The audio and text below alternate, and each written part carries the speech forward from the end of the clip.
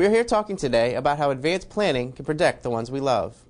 You can minimize injury risk by making simple changes within your home. Kyle Gaines from the St. Charles County Ambulance District can offer a few suggestions.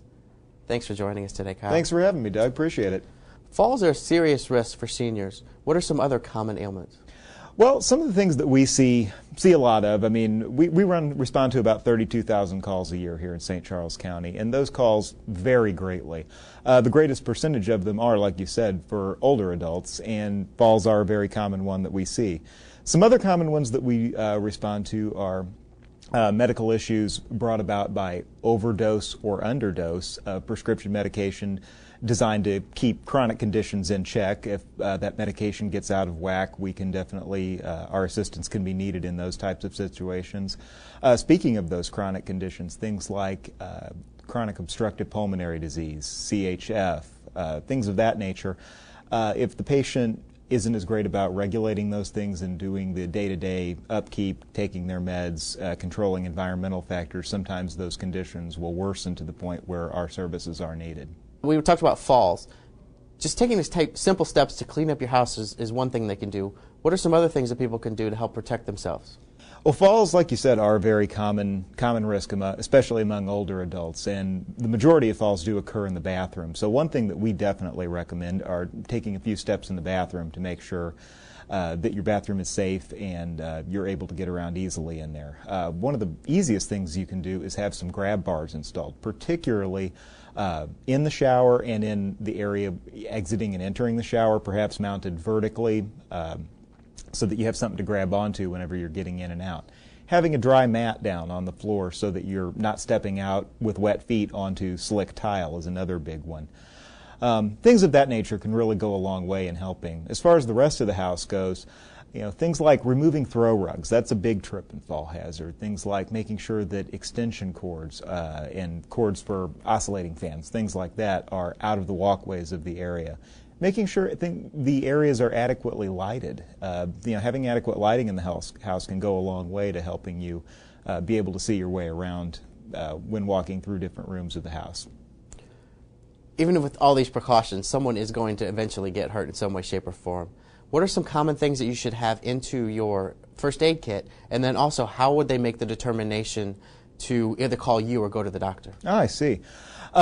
You're absolutely right. I mean, even with all the prevention, all the safeguards in place, sometimes accidents do happen. It's what our whole business is based on, actually. Some things that one should have in a first aid kit.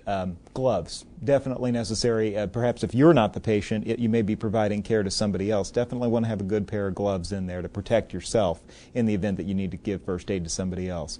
Things like 4x4 gauze pads, Band-Aids, cling wrap to keep those bandages in place. Things of that nature are all good items to have in stock. A lot of stores have pre-assembled first aid kits that are available usually between $15 and $20.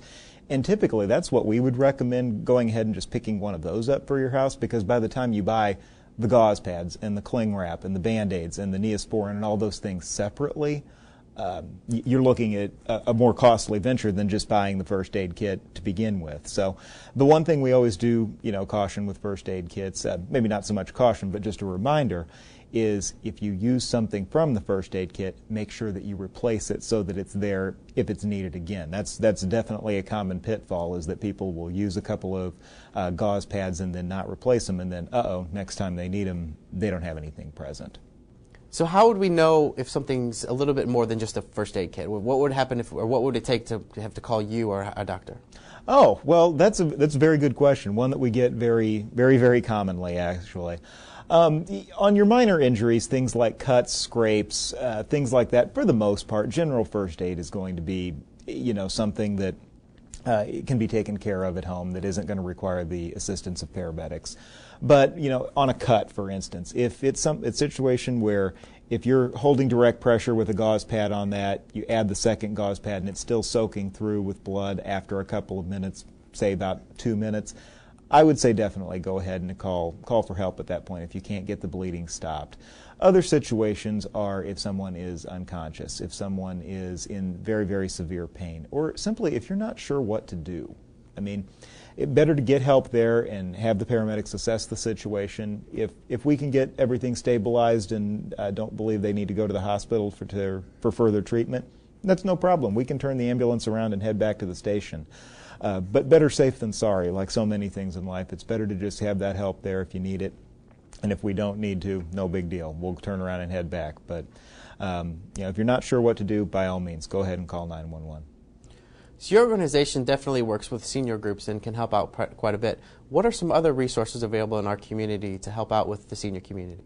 There's a number of resources available in our community. We're very fortunate here in St. Charles County. A couple agencies that I would wholeheartedly recommend checking with is the Consumer Health and Government Documents Manager of the St. Charles City County Library District. Allison Griffith is a wonderful resource for seniors or anyone who has questions about their medical conditions. The Senior Services Task Force of St. Charles County is a great group to get in touch with. Both of your major hospital chains here in St. Charles County, BJC and SSM, both have a number of resources available for seniors. Bowie offers a number of support groups for bereavement, for Parkinson's, for things of that nature. Nurses and Company offers a few support groups also.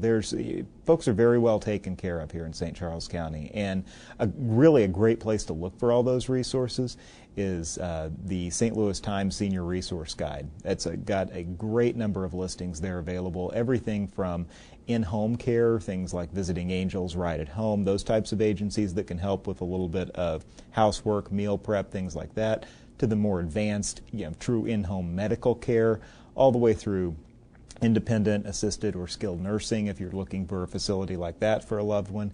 This guide really does have it all, and we refer to it very regularly in dealing with patient advocacy situations. Well, thanks so much for this wonderful information, No Kyle. problem, Doug. Thanks for having me.